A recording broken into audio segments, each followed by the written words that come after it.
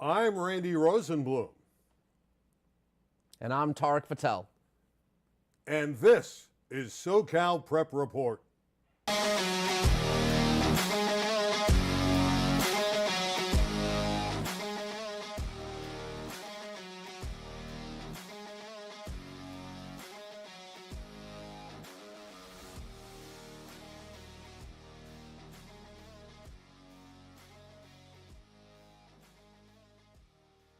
And this is this powerful team, and they come out and score 3 runs, and then they lose 12-4 to the Cubs.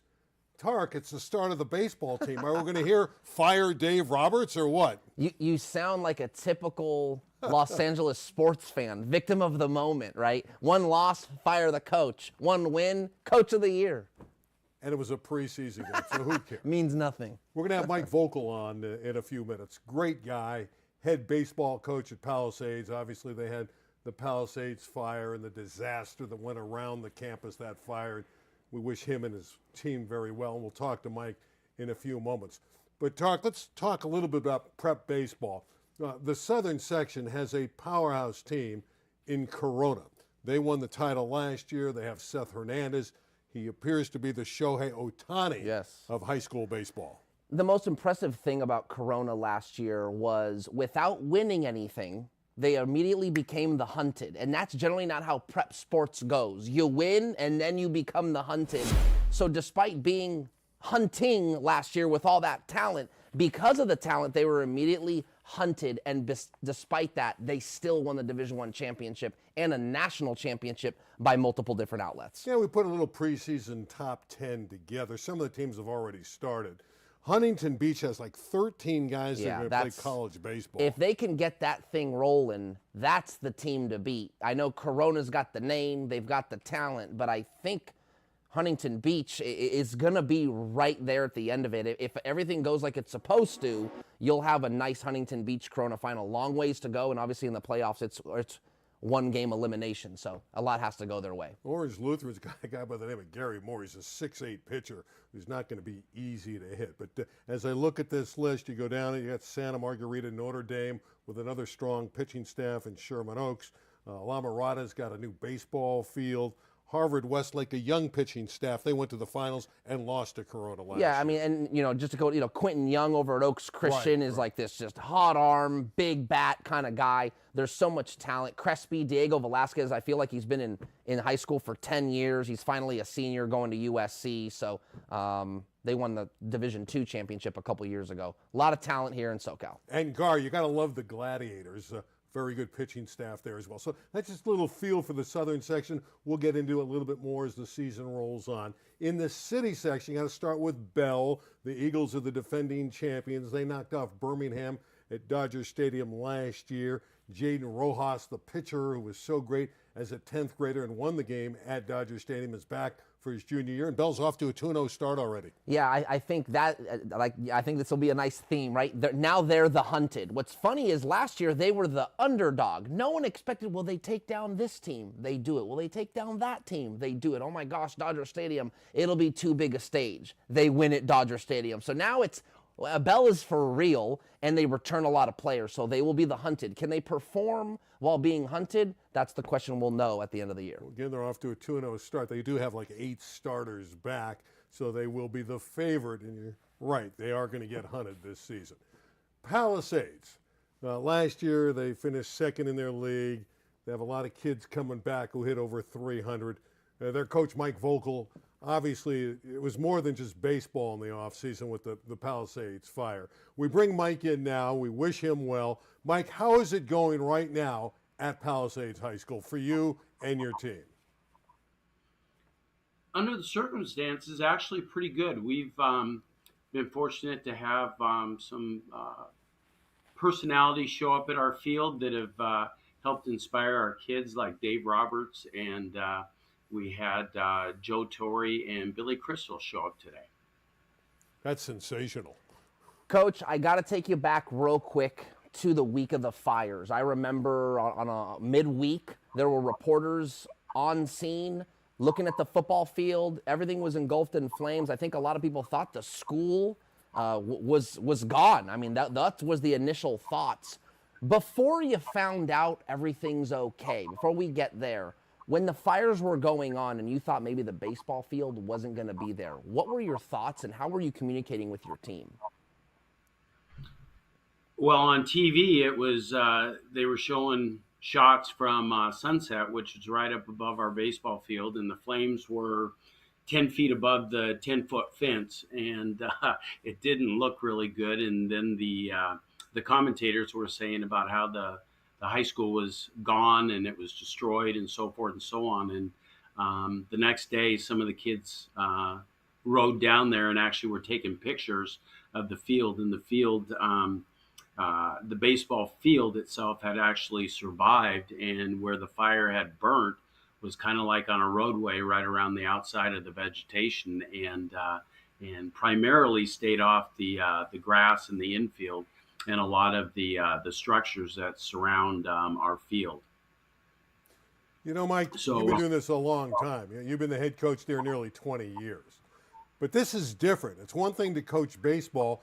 Now you're talking to your kids about life. How have you changed, and how have your kids received your tutelage to them when you're talking about bigger things than just baseball? we started off actually the first 2 weeks before the official season. The kids had we had to find a field first of all, and we were able to find a field. And the kids had captains practices, and they used that 2 week time frame to really become a more cohesive unit. Boys being boys, sometimes there's not always an agreement, and or people seeing the same way at the same thing. And our kids actually became stronger through this, and we've had some really outstanding practices. Today was one of our best that we had. I'm sure it helps with all the TV cameras and the famous people that are showing up to our practices, and so they're starting to get settled in, and they're starting to get more confident, and the smiles on their faces, which is the most important thing. To forget some of the tragedies. I believe we have like 13, 14 kids that either have lost their homes or been displaced, and haven't been able to return to their homes. Are starting to settle in and get back to normalcy. Coach, I know that the boys basketball team, they got to go to a Laker game. Steve Kerr and the Golden State Warriors came to town. The girls basketball team got to play a basketball game at Intuit Dome, if I'm not mistaken. You're talking about Joe Torre and Billy Crystal coming to the game. There seems to be more than just community reaching to these young men and women.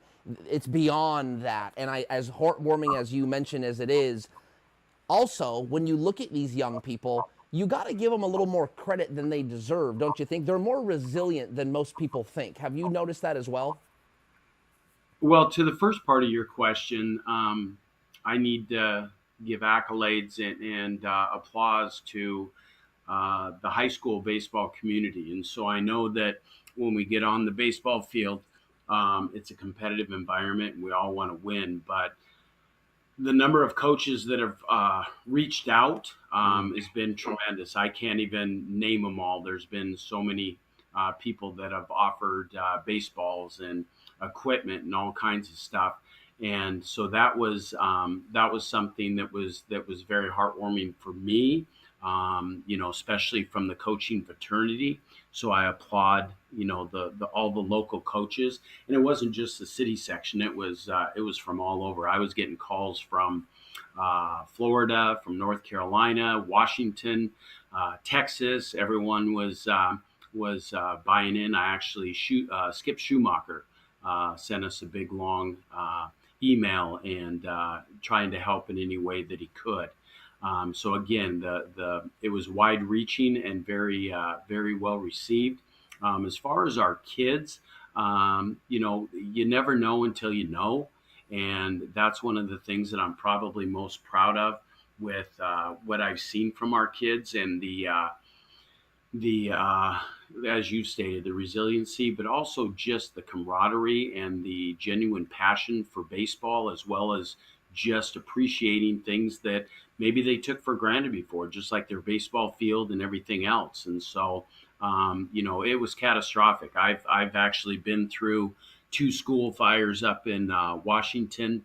We're going to be on the road right now. We're scheduled with 28 road games. And at one time, I think we're number 2 now, but I coached professionally, and we had the longest road game streak because our team actually went bankrupt in the league took us over. So we were on the road for, I think it was like 60 some games at that time. So we do have experience in this. It's not something that you wish for, but I feel really confident about the pathway and the trajectory that we are going on. And it's going to be we're going to make this a fun and competitive season. Well, you open it up next week against Venice, the team that won the division last year, won the Western League. You finished second, so I know it's going to be a couple game series at Venice that you're going to want to win. But now you're going to be LA's team, maybe in many respects America's team. I would imagine your kids and you as a coach are going to embrace the moment, because wherever you go, fans are going to be rooting for you. The kids deserve it. I mean, they've been through a lot, and it's hard to describe. I know there's lots of adjectives out there, but you really don't know until you go through it, and it's tough. I mean, we've had some of the families over to our house to feed them because they were kind of displaced and didn't know what to do. You go through something like this, and you think you have the answer, and then you go through it, and then you go, oh my gosh, my world's upside down. So, also we applaud the kids, but I think the parents also need to be acknowledged for them, because they have to get the kids out to a baseball field now. They've been very supportive. They've helped in different domains that normally we haven't asked them to do, and so it's been really, really a pleasure for me to watch, because sometimes as a high school coach of any sport, there's combatants and there's differences. You're analyzed, you're scrutinized, but in this particular moment, in this particular situation, everyone has really pulled together and done some tremendous things for not only the boys, but for just a program. Well, Coach, your team is very fortunate to have you as the head coach. You're a good guy. Sorry you had to go through all this. I'm sure it's going to build great character for your team, and we're all going to be rooting for Mike Voelkel and the Palisades Dolphins baseball team this year. Best of luck. Thank you. I appreciate being on your show. We appreciate you having time to be with us, and we're glad you indeed stopped by. That is an interesting story, to say the least. It's sad in one respect, but again, it's going to build character for those kids. I think it's remarkable. I tell you what, I always go back to the day I went to Palisades High School on that Friday, and people thought that the school wasn't there anymore. Right. And I was able to share that a lot of the school, including every athletic facility, still intact. So I don't know when's the next time they'll be able to play on their home fields, but it'll be sooner than later because they're all still there. All right, let's turn our attention to the upbeat high school basketball playoffs. I'm going to run through some of these scores quickly, because in the open division in the southern section, it's pool play and they play numerous games. So let's go back to Friday. We'll start with the first game up on the docket. Number one, very entertaining game with Notre Dame and La Mirada. Here's a Division I game. Campbell Hall upsetting Crespi in D1. Yeah, that was actually we could talk about that game, because that was definitely a stunner. I don't think anyone thought Crespi, the number 1 seed in Division I, especially not having to go too far, just down to Studio City and Campbell Hall, would lose. But Campbell Hall did it. 43 points from Isaiah Johnson, the Colorado commit. Yeah, he had an incredible game and a big win there for Campbell Hall, that in D1. Now, in the open division, I have the game here. Notre Dame getting by La Mirada. We had a big win for Notre Dame there. We had a lot of scores, so it's somewhat confusing to our guys flipping the scores over. We had J. Serra over Santa Margarita on Friday as well. Yeah, I mean, listen, the open division is a gauntlet of games that, and I know we're going to talk about this a little bit later, but you're guaranteed 4 games this year, because there's 10 teams and 5 teams, 5 pool 5 teams in each pool, per se. So you get 4 guaranteed games, and every single game is winnable or losable, depending on where you're playing and who you're playing. It's a gauntlet of, it's really a body of work that is required to advance to the final. Okay, let's go to the next score. Redondo Union, St. John Bosco, in an interesting game.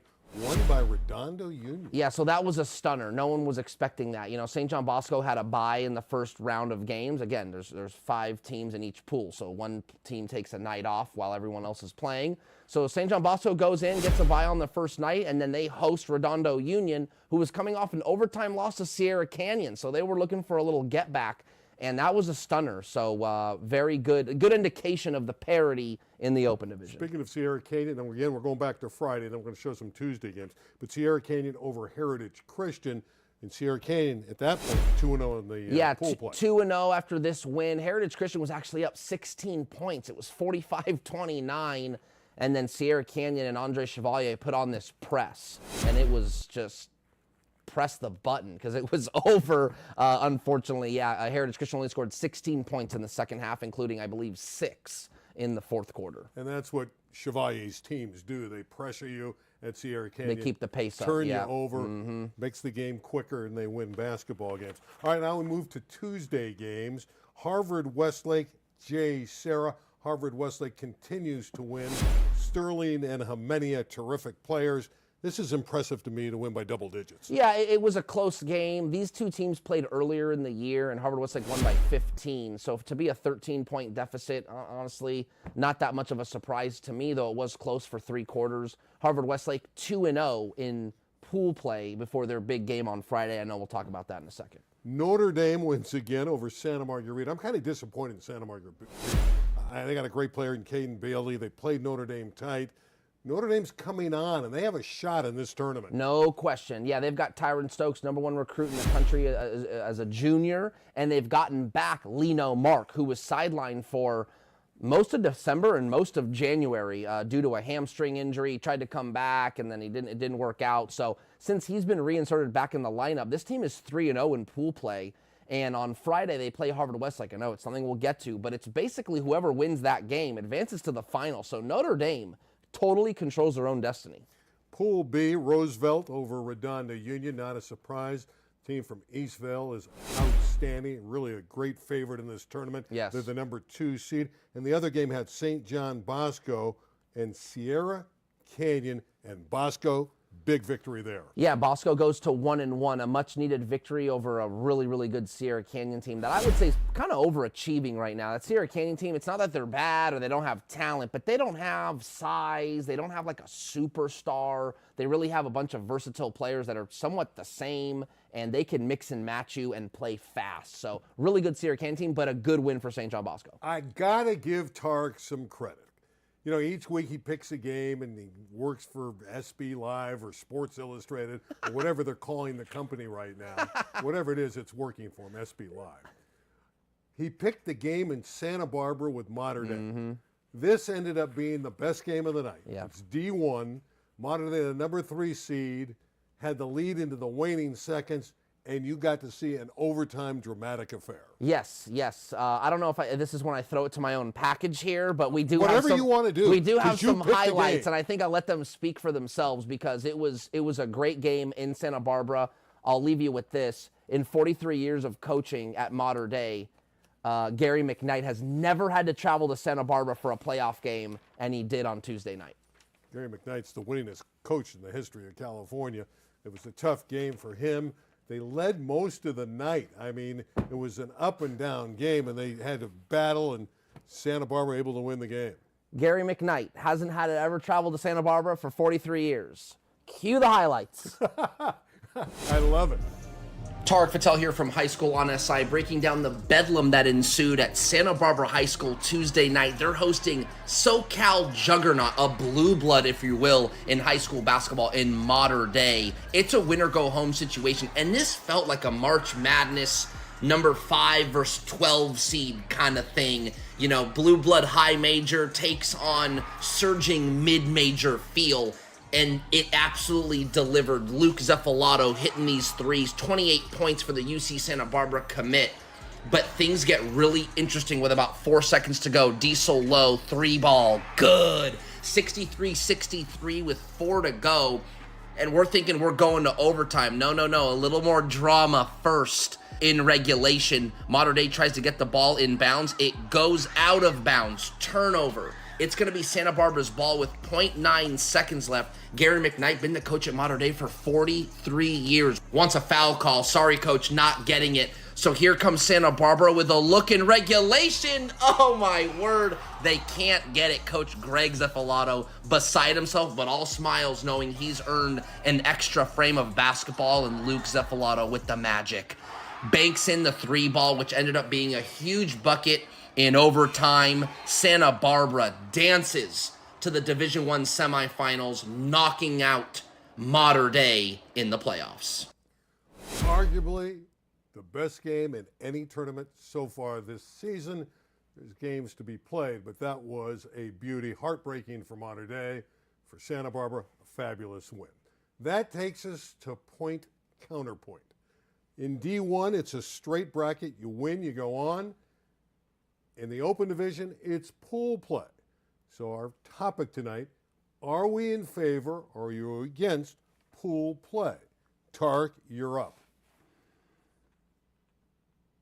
It's a no-brainer for me. Pool play is what makes this tournament different. So yes, I understand traditional high school basketball, you make the playoffs, you win, or you go home. In pool play, it is literally the best high school basketball tournament in the postseason in the country. We're talking about nationally ranked teams. Why not make it a body of work? Pool play games, you get a guaranteed amount of games. In this case, it's 4.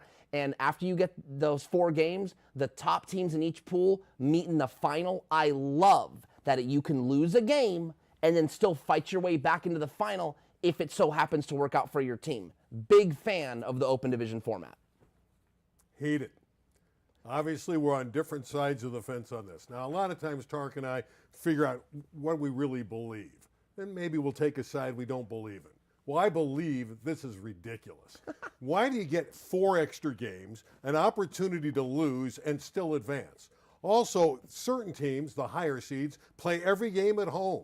In the lower divisions, you kind of like alternate. We just saw Mater Dei in a pure tournament have to travel to a magnificent atmosphere. You're not getting that kind of atmosphere. You're getting boring games at Harvard Westlake, boring games at Roosevelt Eastville. They're hosting every game. It's ridiculous. And I know a couple of the teams are not going to qualify for the state. Okay, but 4 of the 5 are. It's boring. I don't like it. I like the tradition of one and done. That's it. You're not on board with that at all. Point counterpoint. We'll be doing that most every week. All right, let's turn our attention to the boys' city championships. They play a real tournament. It's one and done there in the open division. Fairfax played Chatsworth, the number 1 seed. Chatsworth, a heavy favorite, nearly lost this game. At least you were thinking that at halftime when Fairfax actually had the lead. I think they jumped out to an 8-0 lead. Chatsworth rallied. Arenas had 21 points. And the chances prevailed. But this was not impressive. Sure. I understand that, in the playoffs, things can get a little bit tighter. The ball can get a little heavier, but the star players step up in the postseason. Like I mentioned, like we saw in Santa Barbara, Luke Zeffalato, the Santa Barbara best player, had 28 points and big shots down the stretch. That's what star players do. And there's no question the star player in this game was Elijah Arenas of Chatsworth, and they win. Venice and Palisades. And again, this is a straight shot here. There's 8 teams.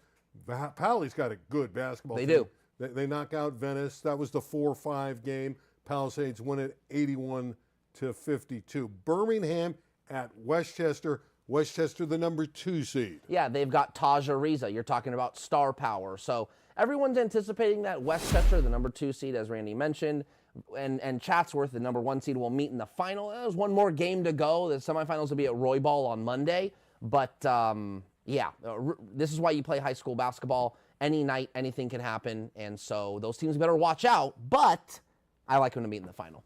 Best game in the quarters had George Washington going to Cleveland. Oh, yeah.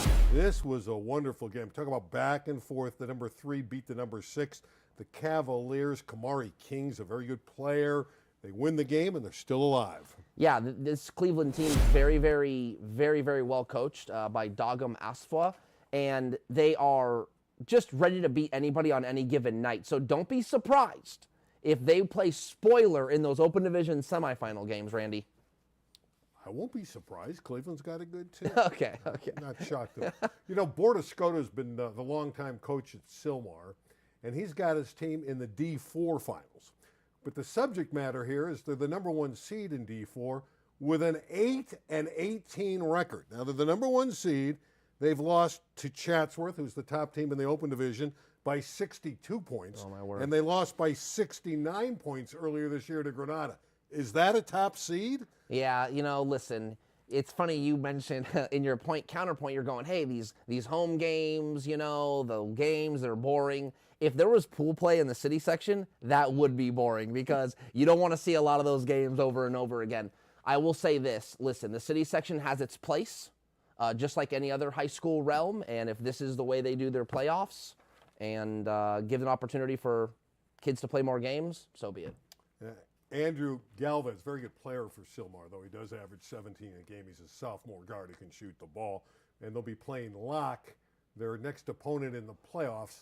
They're 8-11, so they're not much better. So some losing teams in those lower divisions. Here's an interesting story. The coach, Sean Gargarian, is out at Crescenta Valley. Now, his son was the great star basketball player. He's going to retire after his son averaged 35 a game this year. Yeah, Sean Zargarian is probably one of the best guys you'll ever meet, and a tremendous, tremendous coach and a tremendous human. I mean, just sends in scores, super, super nice guy, always willing to pick up the phone, call you back, and a remarkable man. And he raised a remarkable young man in Vaughn Zargarian, who did average like 30-plus points a game this year. So kudos to the Zargarian family. And I hope to see Vaughn play a little college basketball. I know he can do it. I don't know if he's interested in doing it, but I hope his dad can help him turn the corner because he can certainly play. Always have some football news here, so let's talk about Doug Bledsoe. He's a veteran high school coach, even coached at my alma mater for a while at North Hollywood, but he's been around the block at Pasadena, a lot of different schools. He's going to go to Narbonne and try to pick up the pieces, although Narbonne won the Open City title last year, but Manuel, their coach, left. They've been in disarray about probation with different potential violations.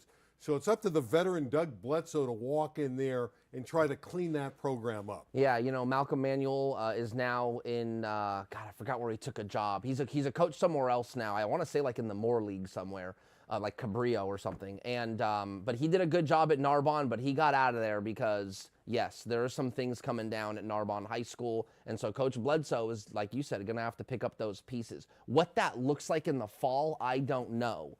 But it won't be the same Gauchos juggernaut football team. I can guarantee you that. Probably not, but they got the Open Division title this year.